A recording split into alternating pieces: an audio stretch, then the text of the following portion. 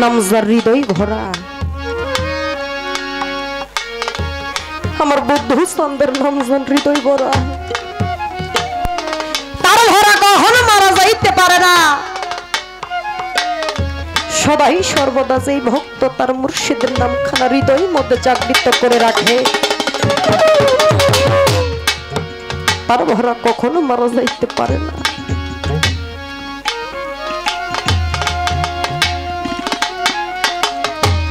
আমি তোমার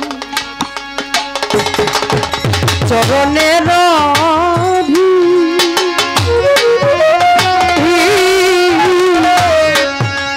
তোমার না পেলে ঘটিবে দুর্বি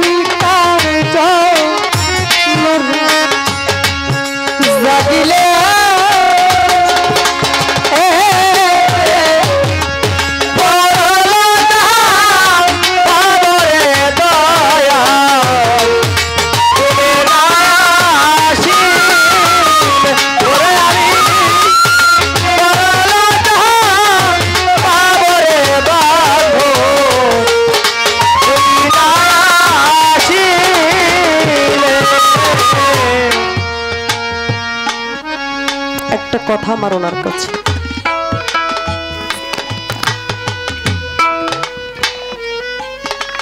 ছোট ছোট কথাই বাবা। প্রথম কথা ছিল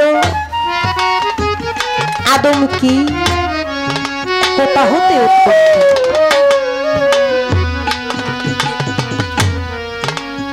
আদমের নামটা ছিল কি সর্বপ্রথম কে রেখেছিল। এই আদম কয় প্রকার এবং এই যে আদম আমাদের সুন্দরভাবে বোঝাইছে আদম বিষয়বস্তুটা কি।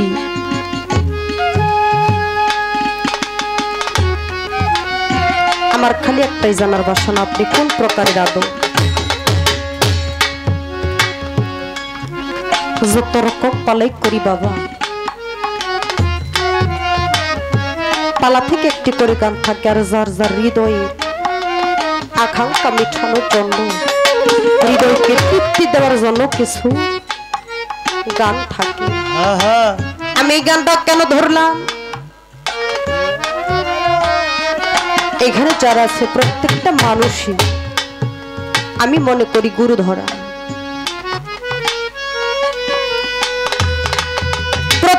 মানুষই গুরু দ্বারা আহলে বায়াতের অন্তর্ভুক্ত। যদি তাই না হইতো তাহলে আমার বন্ধু নামে ওপরে মধুর মেলাটা কখনো আয়োজন করা হইতো না।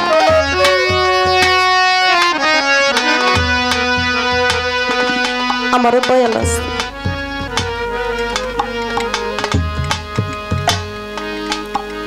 আমারও বান্ধব আছে দীনবন্ধু যাকে দেখলেই ভালো লাগে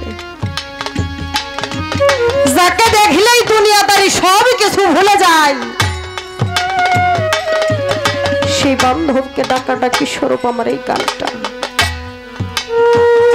আমি বড় লজ্জা পাবো বাজানো তুমি নাই আসিলে।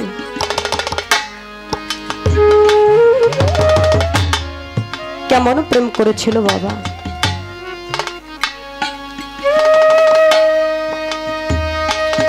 একদিন লালন সাইজি সিরাজ সাইজির বাড়িতে বসে বসে বাবা ঠেলা জালি বাঁধে। গুরুমা জিজ্ঞেস করে লালন এই যে ঠেলা জালিটা বাঁধতেছে ওটা দিয়ে কি করবে?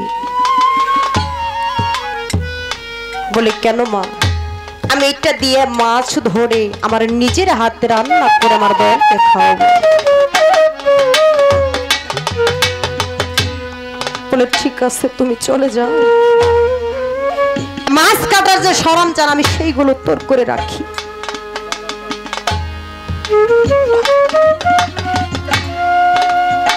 লালন সাইজি যখন ওই ঠেলা জলিটা নিয়ে নদীর মধ্যে ঠেলে ওই খালের মধ্যে ওই জালির মধ্যে অনেক শামুক পানা, তার মধ্যে মাছও থাকে। ওই ময়লা আবর্জনা শেষ করে দিয়ে যখন মাছটা ধরে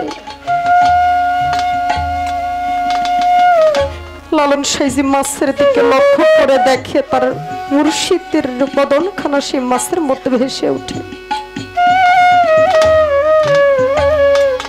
ওই মাছটা শের খালের মধ্যে রাখে না, আবারও পানির মধ্যে ছেড়ে দেয়। আবারও যখন ঠেলা জালি মারে, ঠেলা জালির মধ্যে যখন মাছ ওঠে, মাছটা লক্ষ্য করে দেখে সিরাজ সাইজির বদনখানা ভেসে ওঠে।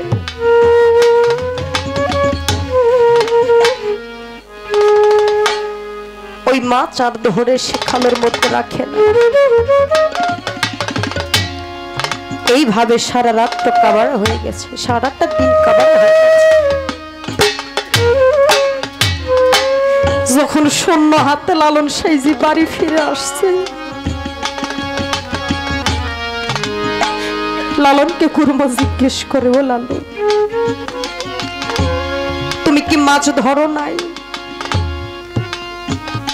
লালন সাইজি দুই চোখের পানি ছাইরা দেখে, মা গো আমি সারাদিন ব্যাপী ঠেলা জালি মারছি,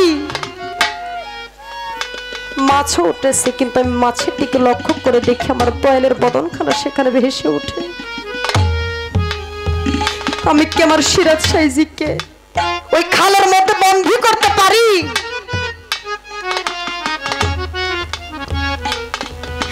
আমার সারাদিন চলে গেছে, আমি মাছ ধরতে পারি না।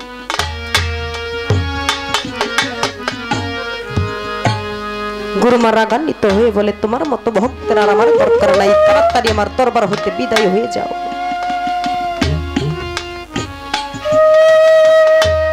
অনেকটা দিন কেটে গেছে। সিরাজ সাইজি একদিন মধ্যরাত্রে গুনগুন গুনগুন সুরে কাঁদে।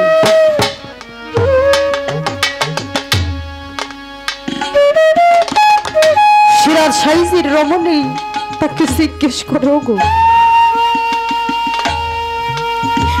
আমি প্রায়ই দেখি তুমি মধ্যরাত্রে গুনগুন সুরে কাঁদো, আমি এত সুন্দর একটা রমণী তোমার পাশে থাকা সত্ত্বেও তুমি কার জন্য কাঁদো? বলে আমি কি করে বোঝাবো, আজ কতটা দিন গত হয়ে যায় আমি আমার লালনের মুখখানা দেখি। বলে লালন আপনার কেমন ধন? বলে তুমি কি দেখতে চাও লালন আমার কেমন ধন? যদি কখনো লালন আমার বাড়িতে আসে, তার পাদখানা ধোয়াইয়া মাথার কেশে পাও দুইটা মোছায় একটা প্রেম সোহাগে ভক্তি দিয়া দেখো লালন আমার কেমন ধন।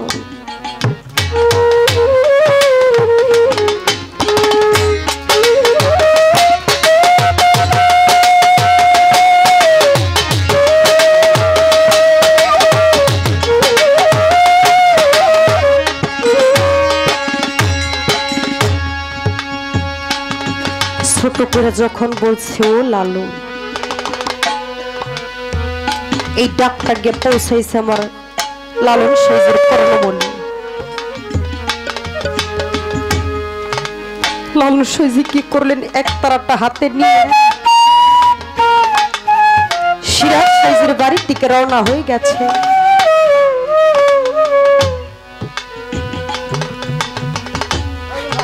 আমার লালন সাইজি এক তারাটা হাতে নিয়ে গুনগুন সুরে গান করার সিরাজ সাইজির বাড়ির চতুর্দিকে ঘুরে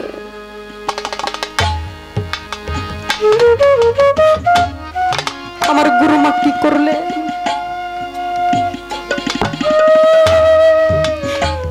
লালনকে পাও ধোয়ানোর জন্য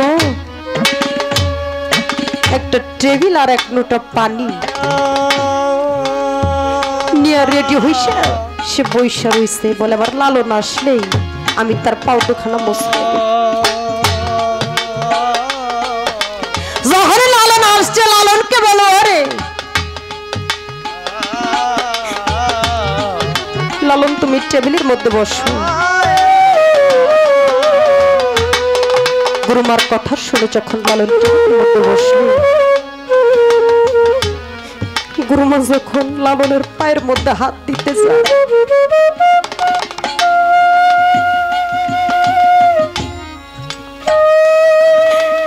লালন দুই চোখের পানি ছাইরা দিয়ে কই আমি তো এমনিতে অনেক অপরাধী,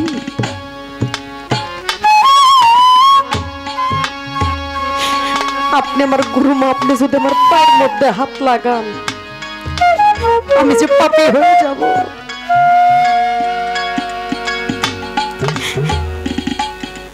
গুরুমা বলে লালন দেখতো এটা তোর গুরুর আদেশ, এটা মানতে হবে।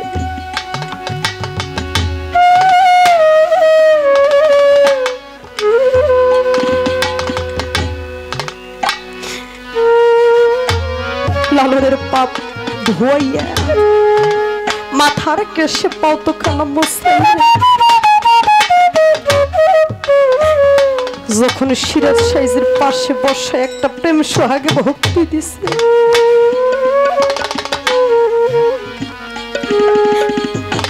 গুরুমা পড়তে গেল লক্ষ্য করে দেখে লালন আর লালন নাই সিরাজ সাইজের উপর রূপান্তরিত হয়ে গেছে। সোনার হলুদে মিশে গেলে যেমন একাকার একটা রূপ ধরে আব্দুল হাইসান কে সিরাজা আর কে লালন তারা দুজন একাকার একটা রূপ ধারণ করছে।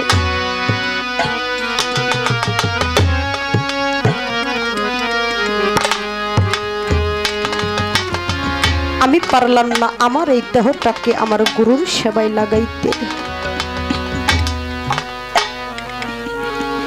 তাই তো সাধক কি বলেছে আমি তোমার বোধ চান চরণের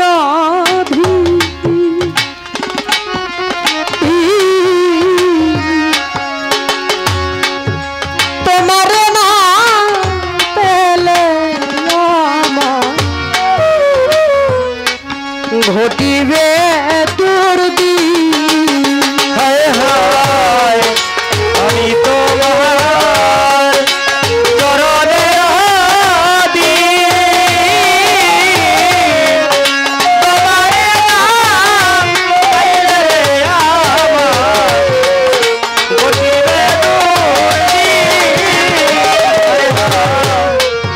আমি তোমার